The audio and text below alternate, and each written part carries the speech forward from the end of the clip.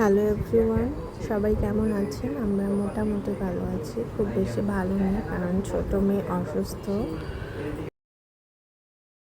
3-4 দিন ধরে জ্বর, সাথে সর্দি আছে, তো ভয় পাচ্ছি, ভাবতেছি ডেঙ্গু টেস্ট করে নিই আর ডাক্তার দেখাবো।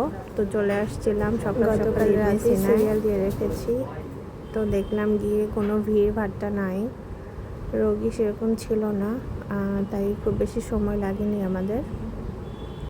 ডাক্তার ফারজানা আহমেদ ম্যাডামকে দেখানো হলো, তো ম্যাডামের ব্যবহার ভালোই ছিল, সুন্দরভাবে সময় নিয়ে দেখেছে।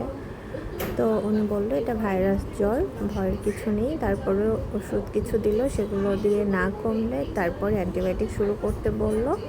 আমি তো ভাবছিলাম যে বুকে কফ জমে আছে কি না, তো বললো না, ভয়ের কিছু নেই, সেরকম ঠান্ডাও নাই।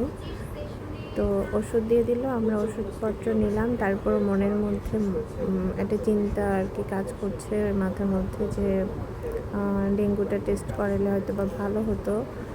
যাই হোক, আজকে ওষুধগুলো নিয়ে চলে আসলাম, দেখি কালকে যদি জ্বর না সারে তাহলে ডেঙ্গু টেস্টটাও করব। উনি ডেঙ্গু টেস্ট দিছে, বললো যে আগে দেখেন 2 দিন, তারপরে টেস্ট করায়। এই হলো অবস্থা।